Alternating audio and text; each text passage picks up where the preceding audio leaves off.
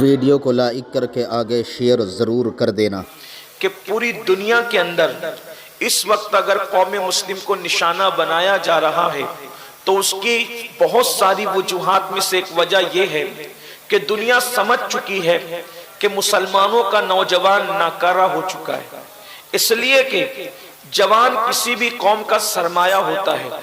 قوم کے بوڑھوں کو دیکھ کر کے اندازہ نہیں لگایا جاتا، قوم کے بچوں کو دیکھ کر بھی اندازہ نہیں لگایا جاتا، قوم کے جوانوں کو دیکھ کر کسی قوم کی بلندی اور پستی کا اندازہ لگایا جاتا ہے۔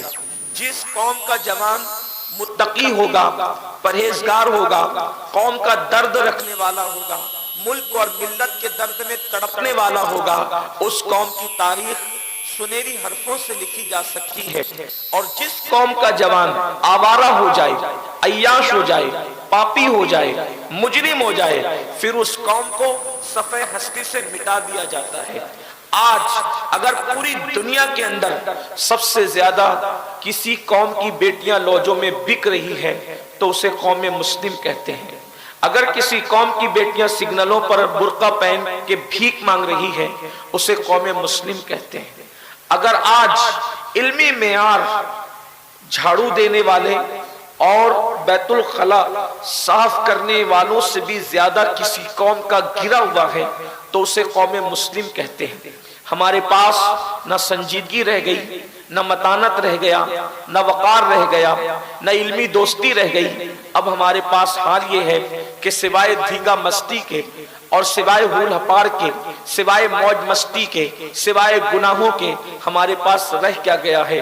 ایک دور تھا، ہمارے جوانوں کی پہچان تھی کہ جس کی آنکھوں میں اللہ کے خوف کی چمک دیکھو سمجھ جاؤ کہ یہ مسلم جوان ہے، جس کے چہرے پر سنت مصطفیٰ کا غازہ دیکھو سمجھ جاؤ کہ یہ مسلم جوان ہے، جس کی زبان پر تلاوت قرآن اور نعت رسول دیکھو سمجھ جاؤ کہ یہ مسلم جوان ہے۔ اور آج اپنے جوانوں کی پوزیشن دیکھو، اللہ قرآن میں ارشاد فرماتا ہے ثم لتسألن یومئذ عن النعیم، کہ اللہ پاک قیامت کے دن تم سے نعیم کے بارے میں پوچھے گا۔ قرآن کی ایک ایک آیت کی 70 ہزار تفاسیر ہے۔ ایک قول اس پر یہ بھی ہے کہ نعیم سے مراد جوانی ہے۔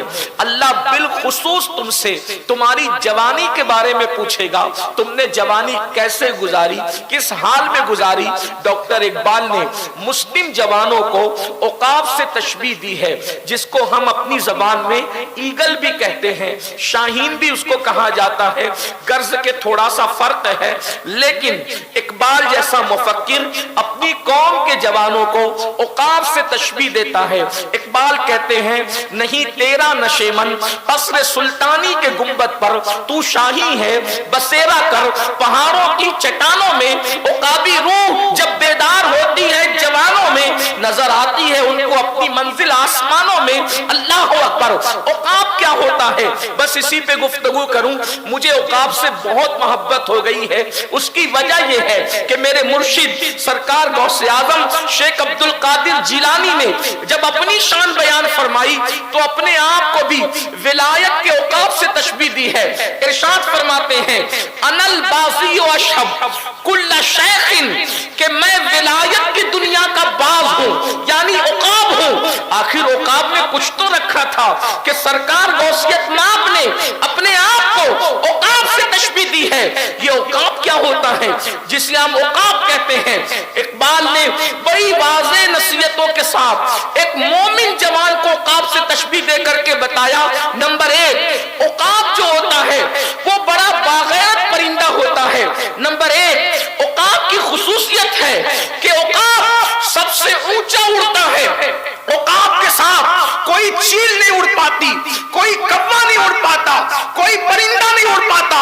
عقاب کی بلندی اتنی ہوتی ہے کہ اس کے برابر کوئی اڑنے کی طاقت نہیں رکھتا۔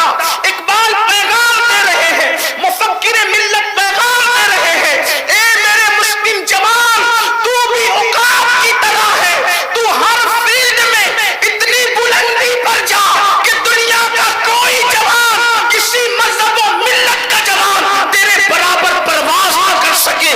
تیری بلندی کے آگے سب کی بلندیاں پستیوں میں تبدیل ہو جائے۔ عقاب کی طرح اڑ، تیری شان یہ ہے۔ اور سرکار غوث پاک نے بھی فرمایا عقاب साथ उड़ते हैं, उकाब कौवों के साथ नहीं उड़ते। ऐ मुस्लिम जवानों, तुम भी तो उकाब हो, तुम्हारा काम कौवों के साथ नहीं है, उकाब का काम उकाब के साथ है। मतलब क्या?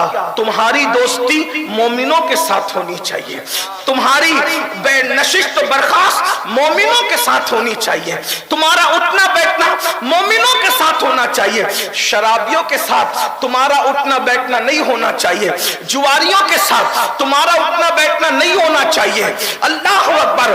और गैरुल्लाह के साथ, गैरुल्लाह की इबादत करने वालों के साथ तुम्हारा उठना बैठना नहीं होना चाहिए। रसूलुल्लाह के शान में बेअदबी करने वालों के साथ तुम्हारा उठना बैठना नहीं होना चाहिए। इसलिए कि उकाब जब परिंदा होकर कौवों के साथ नहीं उड़ता तो तुम रसूलुल्लाह के उम्मती होकर शराबियों के साथ कैसे बैठते हो, जुआरियों के साथ कैसे बैठते हो, सूदखोरों के साथ कैसे बैठते हो? मैं उनको काफिरों में नहीं गिन रहा हूं, लेकिन एक बात अर्ज करना चाहता हूं, क्या रसूलुल्लाह का फरमान तुम्हारे कानों तक नहीं पहुंचा? अल्लाह के रसूल सल्लल्लाहु अलैहि वसल्लम फरमाते हैं, जो दुनिया में जिससे मोहब्बत करेगा क़यामत के साथ दिन उसी के साथ उठाया जाएगा। अपने मोबाइल की स्क्रीन पर हीरो की तस्वीर लगाने वालों, जरा सोचो तो सही, तुम हीरो से मोहब्बत कर रहे हो, फला फला खान साहिबों से और फला फला नचनियों से मोहब्बत कर रहे हो। सोचो आका ने क्या फरमाया, अलमरउ मअ मन अहब्बा, जो जिससे मोहब्बत करेगा वो उसी के साथ उठाया जाएगा। अब आपसे पूछना चाहता हूं, क़यामत के दिन स्क्रीन पर आकर जिना करने वालों के साथ तुम उठने के लिए तैयार हो? बताओ।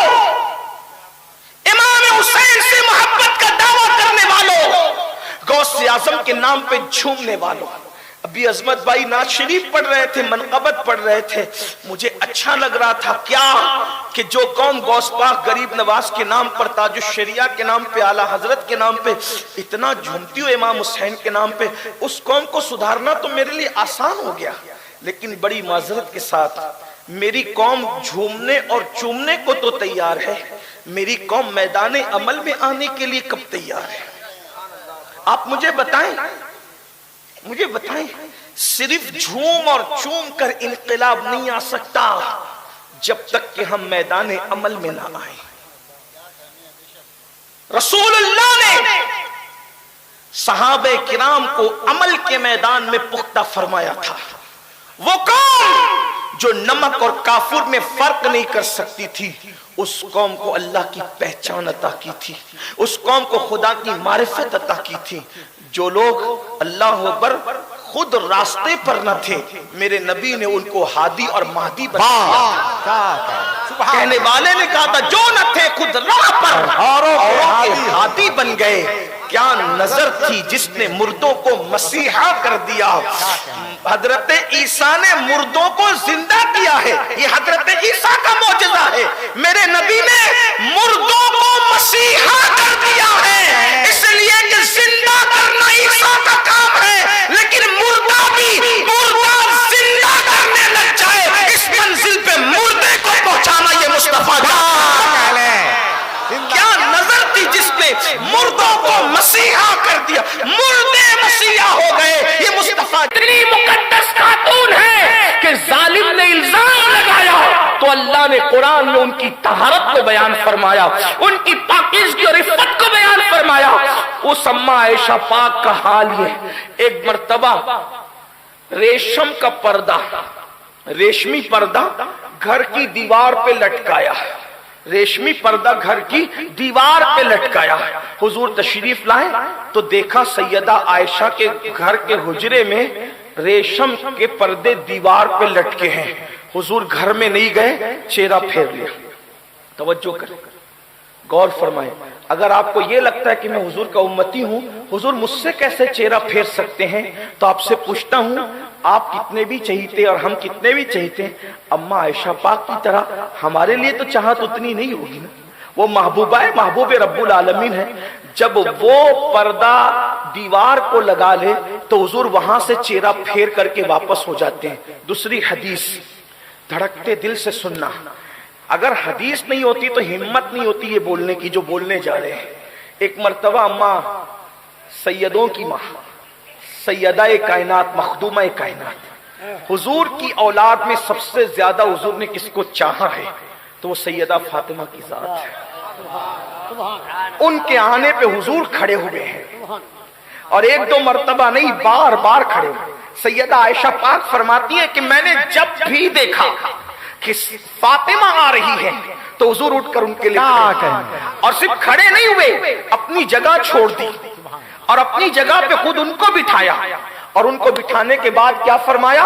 فدا کے امی و ابی یا فاطمہ، فاطمہ تجھ پر میرے ماں باپ قربان ہو جائیں۔ ویڈیو اگر اچھا لگا ہو تو لائک کر کے ثواب کی نیت سے اپنے دوستوں کے ساتھ ضرور شیئر کر دینا، تاکہ وہ بھی اس ویڈیو کو سن کر کے جو ہے اپنی زندگی میں کچھ سیکھ سکیں اور دوسروں کو سکھا سکیں اور گناہوں سے بچ سکیں اور اللہ رب العزت کی عبادت کر سکیں، کیونکہ الحمدللہ سید امین القادری صاحب اپنی ویڈیو کے اندر بہت کچھ اچھا اللہ کے فضل سے سکھاتے ہیں، اور لوگ الحمدللہ سیکھتے ہیں۔ بڑے بڑے گنہگاروں نے سیکھ کر کے جو ہے اپنے گناہوں سے توبہ کر لی ہے اور نمازی بن گئے ہیں، گناہ چھوڑ دیے ہیں۔ یہ ویڈیو الحمدللہ ثواب کی نیت سے اپنے دوستوں کے ساتھ ضرور شیئر کر دیں۔ اللہ حافظ۔ السلام علیکم ورحمۃ اللہ تعالی وبرکاتہ۔